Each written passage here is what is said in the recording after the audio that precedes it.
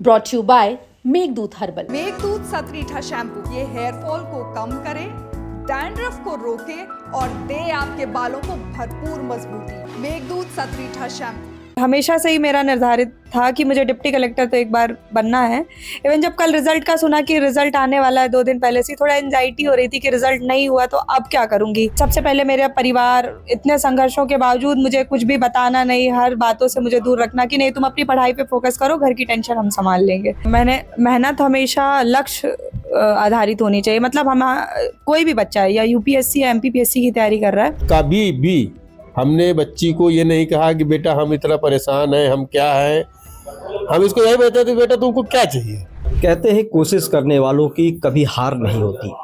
इस वक्त हम मौजूद हैं सतना जिले के गैवीनाथ धाम, जहाँ की बिरसिंहपुर में स्थित है ये गैवीनाथ धाम, वहाँ पर हम मौजूद हैं। और वहाँ पर हम इस वक्त जो एमपीपीएससी की 6वीं रैंक में जिन्होंने हासिल की है, प्रिया अग्रवाल, उनके घर पर हम मौजूद हैं। प्रिया ने निश्चित रूप से महिला विशेष वर्ग से एक विशेष सफलता हासिल की है, प्रथम स्थान लाया है एमपीपीएससी की। अब हम मौजूद हैं उनके घर पर, प्रिया हमारे साथ है।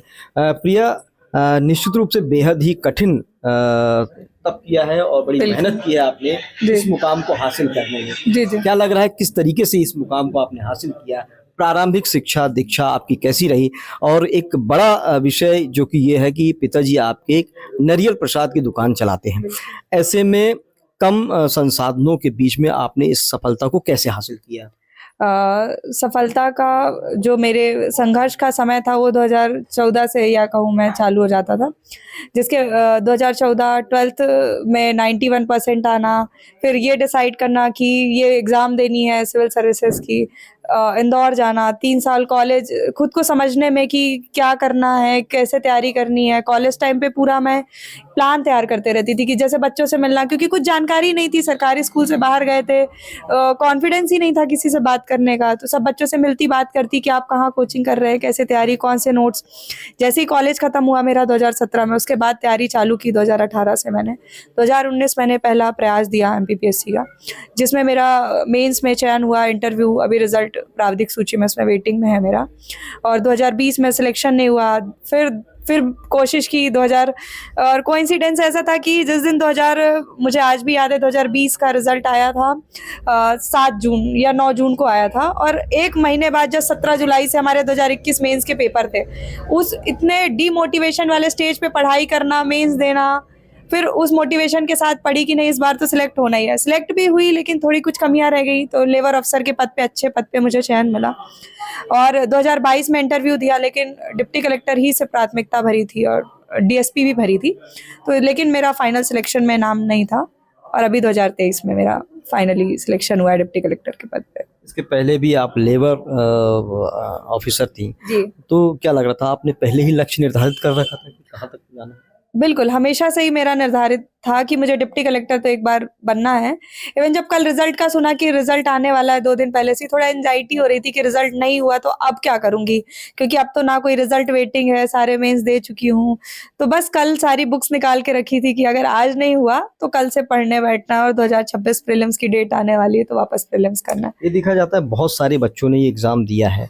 निश्चित रूप से बहुत से बच्चों में ये देखा जाता है कि एग्ज़ाम देने के बाद कहीं अगर असफलता हासिल हुई तो वो चुप होकर बैठ जाते हैं और दूसरे तरफ जो है तो अपना रुख कर देते हैं। तो क्या लगता है इसको आप कितना सही मानती हैं? आपने भी तो एग्ज़ाम दिया है और लगातार। इसमें मेरा ये कहना है कि कभी भी अपनी क्षमताओं को कम नहीं समझना चाहिए। एक सफलता या एक असफलता कभी हमारी क्षमताओं को डिसाइड नहीं करती है। 2-4 नंबर कम आना, बहुत सारी सिचुएशन होती है एग्जाम में, कई बार हमारी तबीयत खराब हो जाती है, कई बार हम समझ नहीं पाते हैं, बहुत सारी कंडीशन होती है एग्जाम देते टाइम में, तो बहुत सारी चीज़ों के कारण कई बार हम रुक जाते हैं। इसका ये मतलब नहीं कि हमारे अंदर क्षमताएं नहीं है। जो भी बच्चे ऐसे रुक रहे हैं तो उनको ये नहीं सोचना चाहिए कि हम रुक जाए, हमारा नहीं होगा। नहीं, कुछ कमियां रह गई हैं, उन कमियों को हमेशा समझने की कोशिश करना चाहिए, अपनी कॉपियों को एनालाइज करना चाहिए कि कहाँ कमी रह गई है। दूसरे बच्चों से कॉपी जिसने अच्छे नंबर लाए उससे कंपेयर करना चाहिए, किसकी कॉपी और मेरी कॉपी में क्या अंतर है, उन अंतर को फाइंड करके हमेशा कोशिश करनी चाहिए। तो आप सतना जिले के बहुत से छोटे से नगर बिरसिंहपुर से आप आती हैं और यहाँ पर बड़े सीमित संसाधन हैं। जी जी। ऐसे में आपने किस तरीके से इस सफलता को हासिल करने के लिए अपनी सीढ़ियां धीरे धीरे ऊपर चढ़ी, और किन चीज़ों ने आपको बड़ा सपोर्ट किया? सबसे पहले स्कूल टाइम पे एक गवर्नमेंट स्कूल में पढ़ती थी, यहाँ सीमित संसाधन, कोई कॉलेज भी नहीं था उस टाइम पे जब मैं थी, तो ये था कि बाहर तो जाना ही है कॉलेज करने के लिए। पापा से जिद किया, पापा ने मेरी बात भी मानी कि पापा इंदौर चले जाती हूँ, फीस भी नहीं लगेगी, स्कॉलरशिप मिल जाएगी तो पढ़ाई हो जाएगी, तो संसाधन ऐसे मैनेज हो गया। और बाहर जाने से बहुत सारी चीज़ें समझ में आई, क्योंकि यहाँ पे नहीं थी चीज़ें अवेलेबल कि कॉलेज की आगे की पढ़ाई कर सकूँ, तो बाहर मैं गई, बहुत सारी चीज़ें समझ में आई और मोटिवेशन मुझे हमेशा मेरे टीचर्स ने गाइड किया, जिसके कारण ये सफलता के लिए आप परिवार में किन को श्रेय देती हैं? आगे आपके दोस्त मित्र या जो भी टीचर्स हैं, बिल्कुल कैसे आपको सपोर्ट देते हैं? बिल्कुल, सबसे पहले मेरा परिवार, इतने संघर्षों के बावजूद मुझे कुछ भी बताना नहीं, हर बातों से मुझे दूर रखना कि नहीं तुम अपनी पढ़ाई पे फोकस करो, घर की टेंशन हम संभाल लेंगे। घर के हालात कैसे थे? घर के हालात ऐसे थे कि जॉइंट फैमिली है, सबका सपोर्ट है तो सबकी समस्याएं भी हमारी हैं, साथ में है, खुशियां और दुख दोनों चीज़ें साथ में चलती हैं। तो ऐसे बहुत कोविड में बहुत संघर्ष रहा, बड़े पापा, बड़ी मम्मी की तबीयत, पूरे परिवार को कोविड हुआ था, बहुत ज़्यादा क्रिटिकल कंडीशन थी फैमिली की, और अभी लास्ट ईयर बड़े पापा की डेथ भी हो गई है। तो ये सारी चीज़ें थी, बहुत सारा संघर्ष था, सब चीज़ों को साथ में लेके चलना था और सभी का सपोर्ट था, पूरे परिवार का सपोर्ट था। मुझे लगता है कि इस तरह के एग्ज़ाम के लिए आर्थिक हालात काफ़ी मायने रखते हैं। पिताजी आपके चूँकि प्रसाद की दुकान लगाते हैं, कैसे? अगर वो है आपके अंदर डेडिकेशन है कि नहीं करना है, तो कोई भी हालात आपको रोक नहीं सकते, इसमें मेरा ये मानना है। और आर्थिक हालात कई लोगों के बहुत बेहतर होते हैं, बहुत अच्छे स्कूल में पढ़ते हैं, फिर भी नहीं निकाल पाते एग्ज़ाम। और कई बार हम देखते हैं कि एक मजदूर का बेटा भी, कुछ भी नहीं होता उसके पास संसाधन, वो निकालता है एग्ज़ाम। तो मुझे ऐसा लगता है कि सिर्फ बच्चे का डिटर्मिनेशन मैटर करता है, और उसके अंदर कितनी इच्छा शक्ति है, ये चीज़ें मैटर करती हैं। भाई बहन आपके कैसे सपोर्ट करते थे? सबसे ज़्यादा इस जर्नी में सपोर्ट मेरे दोनों भाइयों का था। हम रात, कई बार ऐसा होता था कि 4-4 बजे तक मुझे नींद नहीं आ रही है, एंजाइटी हो रही है, तो फिर मैं हर्षित को कॉल करती है कि हर्षित अब नहीं होगा सिलेक्शन, क्या करूँ, कुछ समझ में नहीं आ रहा है, नींद ही नहीं, 4-4 दिन सो नहीं पा रही हूँ, क्या करूँ। उस टाइम हर तरीके से मोटिवेट करना, बड़े भैया फाइनेंस, मेरे 2 पिलर्स थे, एक फाइनेंशियल सपोर्ट था तो एक मेंटल सपोर्ट था। बड़े भैया अगर पैसे दे रहे थे तो छोटा भाई मोटिवेशन दे रहा था, ऐसे करके। कई बार ये होता है, देखने को आता है कि जॉइंट फैमिली में होने की वजह से लोग कहते हैं परेशान हो रहे हैं, घर में तमाम समस्याएं आती हैं, ऐसे में वो पढ़ाई या अदर वर्क जो है तो करने में उनको बड़ी दिक्कत है। क्या जॉइंट फैमिली को ज़्यादा तवज्जो देना पसंद करेंगी, या जो कम परिवार के लोग हैं उनको ज़्यादा बेहतर रहता है काम करने में? इसमें मेरा ये कहना है कि जो ज्वाइंट फैमिली की समस्याएं देखते हैं वो उसका एक फैक्टर देखते हैं, उसका दूसरा फैक्टर ज्वाइंट फैमिली का एक सपोर्ट होता है। जैसे अगर हम तीनों भाई बहन बाहर रहते हैं, मम्मी की तबीयत खराब, पापा को बाहर लेके जाना, सारे मेरे बड़े भैया लोग, बड़े पापा के बेटे लोग सब मैनेज करते थे घर पे। तो अगर ये ज्वाइंट फैमिली नहीं होती तो कभी ये चीज़ संभव नहीं हो पाती, क्योंकि हमें मम्मी पापा का टेंशन होता, हम अपनी पढ़ाई पे फोकस कभी नहीं कर पाते। तो मुझे लगता है कि ज्वाइंट फैमिली एक हमेशा स्ट्रेंथ होती है, उसको हमें उसकी वीकनेस को ना देख के हमेशा उसके स्ट्रेंथ को देखना चाहिए। हमारे साथ रिया के माता पिता भी हैं, उनसे बात करेंगे। आप कैसा लग रहा है आपकी बेटी अब डिप्टी बहुत कलेक्टर अच्छा, बन गई? हाँ बहुत अच्छा लग रहा है मेरे को। कैसे आप उनको सपोर्ट करती थी बिटिया को? बिटिया को बस क्या कुछ मेहनत करनी पड़ी आपको उनके लिए? बस कुछ नहीं, उसको देखते रहते रहे, पढ़ाई में ध्यान दिवाते रहते रहे, बस हो गया, इसी तरह रहते रहे। मौसी माँ तो अपनी बिटिया को घर का काम काज सिखाती हैं, आपने नहीं, मैं काम में नहीं आगे बढ़ाई हूँ, मैं तो ध्यान देती रही कि पढ़ाई में आगे चलो बेटी। तो हर्षित छोटे भाई हैं इनके, कैसा लग रहा है आपको? आज पूरे नगर में बड़ी धूम है। जी सर, आज वो दिन है कि जिसका हम लोगों ने फाइनली एक लाइफ का जो इनका गोल था, हमारा, इनका, सभी का, पूरे घर का जो एक गोल था, तो आज वो फाइनली वो मोमेंट है कि हम सेलिब्रेट कर पा रहे हैं। आज वो दिन है। और जैसा कि आपने बोला कि क्या कहते हैं, जब बच्चों का कई बार होता नहीं है तो रुख दूसरे साइड बदलते हैं हम, तो ऐसा भी एक मोमेंट आया था कि जब रिजल्ट नहीं आ रहे थे कंटिन्यूसली, तो ऐसा होता था कि ऐसा कर लो कि तुम दूसरा एग्जाम दे लो कि एक बैक सपोर्ट हो जाएगा, तो आगे के लिए फाइनेंशियली स्टेबल हो जाओगे, तो दूसरे एग्जाम के लिए लाइक पीएससी तुमको कभी करना है आगे, तो उसमें कंटिन्यू कर पाओगी। तो एक इनका जवाब रहता था कि मैं बनूंगी तो डिप्टी कलेक्टर ही बनूंगी, नहीं तो मेरा यही ठीक है, जैसा मैं देती रहूंगी एग्जाम।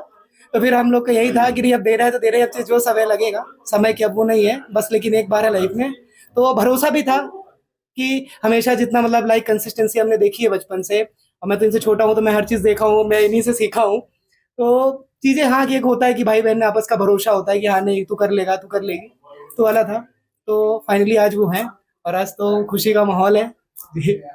बेहद ही खुशी का माहौल है। प्रिया, एक आखिरी संदेश क्या देना चाहेंगी आप लोगों को? कैसे मेहनत और सफलता हासिल करने के लिए किस तरीके की मेहनत करना चाहिए? मैंने मेहनत हमेशा लक्ष्य आधारित होनी चाहिए। मतलब हम कोई भी बच्चा है या यूपीएससी या एमपीपीएससी की तैयारी कर रहा है, हमेशा सिलेबस आपके सामने होना चाहिए। सिलेबस की एक एक पॉइंट को आप डिटेल में पढ़िए और सिलेबस ओरिएंटेड पढ़िए। जितने सिलेबस के बिंदु हैं उनको अच्छे से कवर करिए और कंसिस्टेंट रहिए, लगातार मेहनत करिए।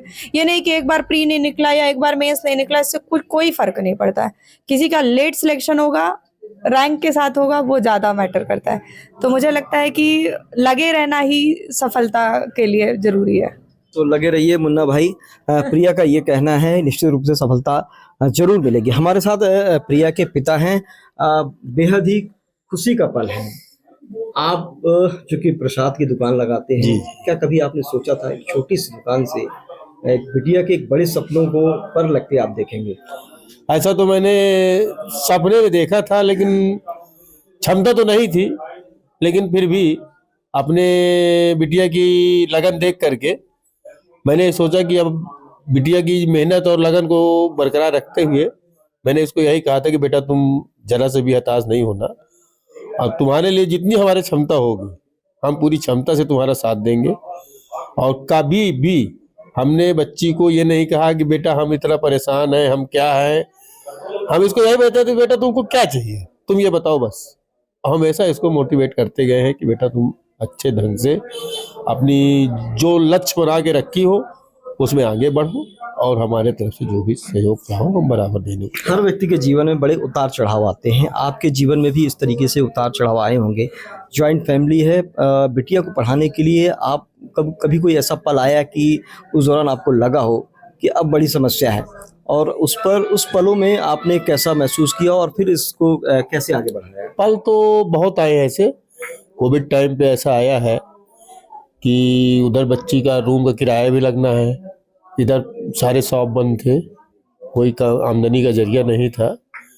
लेकिन फिर भी मतलब आत्मिक जो संकल्प था तो ये था कि जोड़ के तो कुछ रखना नहीं, भगवान जितना अभी दिया है उसमें बच्ची को आगे उसको मतलब नर्वस नहीं करना है। बाकी पल तो ऐसे आए हैं कि लगता था कि अब हम आगे, जब ये बीच में और आया था पल, ये जब रिजल्ट वगैरह रुक गया था एमपीपीएससी का, ये मेरे से बार बार हमेशा बोलती थी पापा ऐसा ऐसा है। मैं बेटा देखो ऐसा है कि सब होता रहेगा, तुम अपने कार्य में लगे रहो, तुम्हारी मेहनत में काबिलियत है ये मुझको मालूम है, तुम अपने कर्तव्य लगे रहो। निश्चित रूप से संयुक्त परिवार के बीच में रहकर पली बढ़ी प्रिया, जहाँ पर शासकीय स्कूल में पढ़ी, उसके बाद उन्होंने जो मुकाम हासिल किया निश्चित रूप से अपने आप में बेहद ही गौरवान्वित करने वाला है। प्रिया ने न सिर्फ अपने माता पिता बल्कि पूरे जिले का नाम रोशन कर दिया है। कैमरा पर्सन के साथ